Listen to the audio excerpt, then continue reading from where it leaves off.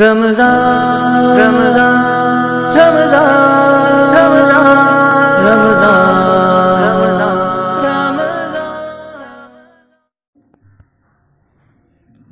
السلام علیکم ورحمۃ اللہ وبرکاتہ۔ الحمد للہ رب العالمین والصلاة والسلام علی سید المرسلین وعلی آلہ واصحابہ اجمعین، اما بعد۔ حضرات، آج کے درس کا عنوان ہے تکبر کی برائی۔ اعوذ باللہ من الشیطان الرجیم، بسم اللہ الرحمن الرحیم۔ ولا تمش فی الارض مرحا انک لن تخرق الارض ولن تبلغ الجبال طولا۔ اور زمین میں اترا کے نہ چلو، تم زمین کو نہیں پھاڑ سکتے اور نہ اونچائی اور لمبائی میں پہاڑوں تک پہنچ سکتے ہو۔ حضرات، بلندی، عزت و عظمت، کبریائی اللہ تبارک و تعالی کی شان ہے، جو صرف اسی کو زیب دیتی ہے، جس کے قبضے میں ساری بادشاہی ہے، جو زمین و آسمان کا خالق ہے، بحر و بر کا مالک ہے، عرش و کرسی والا ہے، ملائکہ اور انبیاء کا رب ہے، جس کے پاس تمام تر اختیارات ہیں، ساری خوبیاں اور کمالات اسی کے ہیں۔ وَلَهُ الْكِبْرِيَاءُ فِي السَّمَاوَاتِ وَالْأَرْضِ وَهُوَ الْعَزِيزُ الْحَكِيمُ۔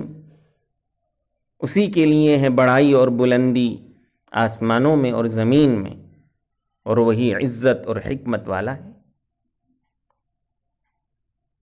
ایک بندے کو کسی بھی طرح تکبر کرنا زیب نہیں دیتا، کیونکہ وہ لا شے ہے، اس کی کوئی حیثیت نہیں۔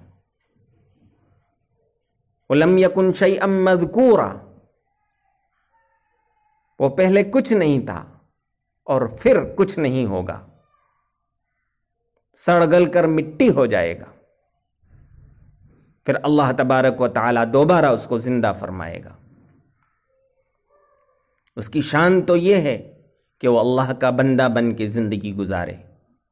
اسی لیے اللہ تبارک و تعالی نے اپنے محبوب بندوں کی پہچان یہ بتائی، وَعِبَادُ الرَّحْمَنِ الَّذِينَ يَمْشُونَ عَلَى الْأَرْضِ هَوْنًا، اور رحمان کے محبوب بندے تو وہ ہیں جو زمین پر تواضع کی چال چلتے ہیں۔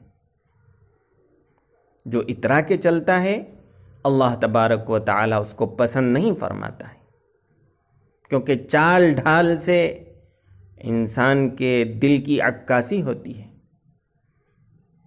اس کے دل کا راز کھل جاتا ہے۔ آپ صلی اللہ علیہ وسلم نے ایک واقعہ عبرتناک بیان فرمایا ہے۔ ارشاد فرمایا کہ پرانی قوموں میں ایک شخص ناز و انداز کی چال چل رہا تھا، جوڑا پہن کر، زلفیں لہراتا ہوا، اس کو اپنے اوپر ناز تھا، اس کی چال میں اطراہٹ تھی۔ اللہ تبارک و تعالی کو اس پر غصہ آیا،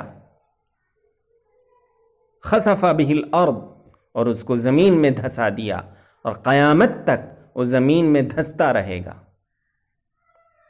اللہ تبارک و تعالی ہماری حفاظت فرمائے۔ خوبصورت لباس اختیار کرنا، اچھے جوتے پہننا، زیب و زینت اختیار کرنا، یہ تکبر نہیں، بلکہ تکبر یہ ہے کہ آپ کے دل میں اپنی بڑائی اور لوگوں کی حقارت ہو، آپ بڑائی کی وجہ سے حق بات بھی قبول نہ کر سکیں۔ ایک حدیث شریف میں عبداللہ بن مسعود رضی اللہ تعالی عنہ سے روایت ہے کہ آپ صلی اللہ علیہ وسلم نے ارشاد فرمایا، لا يدخل الجنة من كان في قلبه مثقال ذرة من کبر، کہ جس کے دل میں ذرہ برابر بھی تکبر ہوگا وہ جنت میں نہیں جائے گا۔ ایک صحابی نے عرض کیا کہ ایک شخص یہ چاہتا ہے کہ اس کے کپڑے اچھے ہوں اور اس کے جوتے اچھے ہوں، تو کیا یہ بھی تکبر ہے؟ آپ صلی اللہ علیہ وسلم نے ارشاد فرمایا، ان اللہ جمیل یحب الجمال، الکبر بطر الحق وغمط الناس، کہ اللہ خوبصورت ہے، خوبصورتی کو پسند فرماتا ہے۔ تکبر یہ ہے کہ حق کو رد کر دیں اور لوگوں کو حقیر سمجھیں۔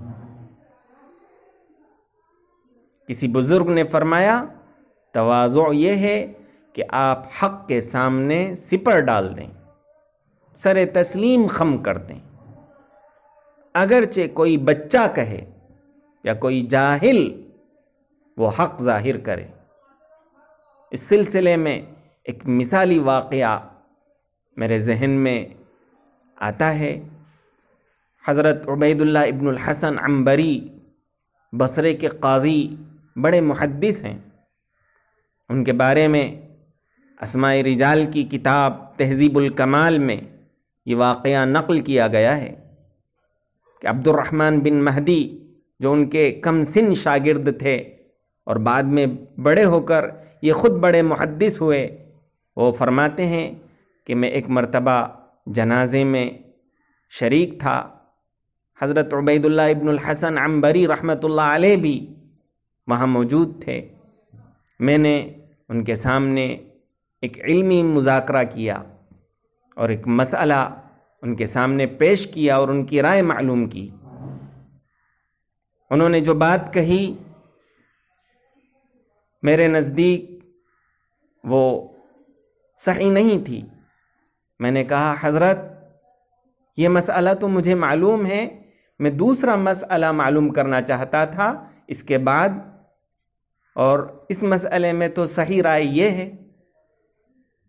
حضرت عبید اللہ نے فوراً تھوڑی دیر سر جھکا کر کہا، اذن ارجع الى قولک یا غلام لان اکون ذنبا فی الحق احب الی من ان اکون رأسا فی الباطل۔ بس تمہاری بات مجھے سمجھ میں آ گئی اور میں تمہاری بات تسلیم کرتا ہوں بچے۔ میں حق بات تسلیم کر کے چھوٹا بن جاؤں یہ مجھے پسند ہے، لیکن باطل پر اصرار کر کے بڑا بننا پسند نہیں کرتا۔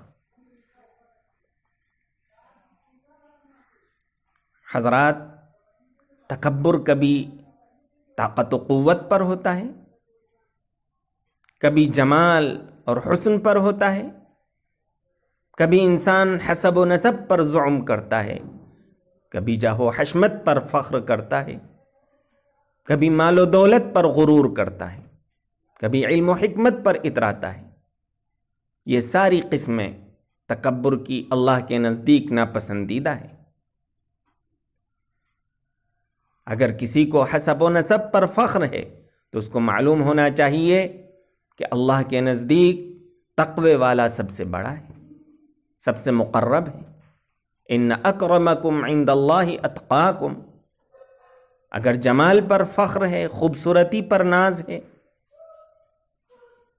تو اللہ تبارک و تعالی خوبصورت چہرے کو نہیں دیکھتا، بلکہ اللہ تبارک و تعالی دل دیکھتا ہے۔ مال پر غرور ہے تو مال ڈھلتی چھاؤں ہے، آنی جانی چیز ہے، فانی ہے۔ علم پر تکبر ہے تو یہ علم نہیں بلکہ جہل ہے، جیسا کہ حضرت مسروق نے فرمایا، کفا بالمرء جہلا ان یعجب بعلمہ، کہ انسان کی جہالت کے لیے یہ کافی ہے کہ اس کو اپنے علم پر ناز اور غرور ہو۔ وکفا بہ علما ان یخشی اللہ، اور علم کے لیے یہ کافی ہے کہ وہ اللہ سے ڈرتا ہو۔ اگر کسی کو اپنی دینداری پر ناز ہے تو اس کو معلوم ہونا چاہیے کہ اللہ تبارک و تعالی ارشاد فرماتا ہے فلا تزکوا انفسکم هو اعلم بمن اتقى، کہ اپنے آپ کو مبرہ، مزکہ اور مصفہ نہ کہو، اللہ جانتا ہے کہ کون متقی اور پرہیزگار ہے۔ حضور پاک صلی اللہ علیہ وسلم نے ارشاد فرمایا من قال ہلک الناس فہو اہلکہم، جو شخص یہ کہے کہ لوگ تو ہلاک ہو گئے، لوگوں کے اندر برائیاں ہیں، تو سب سے زیادہ ہلاک ہونے والا شخص یہ خود کہنے والا ہے۔ حضرت امام مالک رحمۃ اللہ علیہ نے فرمایا کہ حزن اور درد اور خیرخواہی میں یہ کہے، دین کے درد میں یہ کہے، کڑھن کے ساتھ کہے تو کوئی حرج نہیں، لیکن تکبر کی بنیاد پر کہے، لوگوں کو حقیر اور ذلیل سمجھ کر کہے، تو اس کے بارے میں یہ ارشاد نبوی ہے۔ جو شخص تکبر کرتا ہے وہ اپنی ابتدا اور انتہا بھول جاتا ہے۔ ایک مرتبہ محلب بن ابی صفرا اترا کے چل رہا تھا، حضرت مالک بن دینار رحمۃ اللہ علیہ نے اس کو ٹوکا، اس نے کہا کیا تم مجھے نہیں جانتے؟ مالک بن دینار نے فرمایا بلا، اولک نطفۃ مذرہ وآخرک جیفۃ قذرہ وتحمل بین ذلک العذرہ، کیوں نہیں جانتا ہوں، تمہاری ابتدا ایک سڑا ہوا نطفہ تھی، تمہاری انتہا ایک مردہ لاش ہوگی جو کیڑے کھائیں گے، اور تم اپنی زندگی میں بھی نجاست لیے پھرتے ہو۔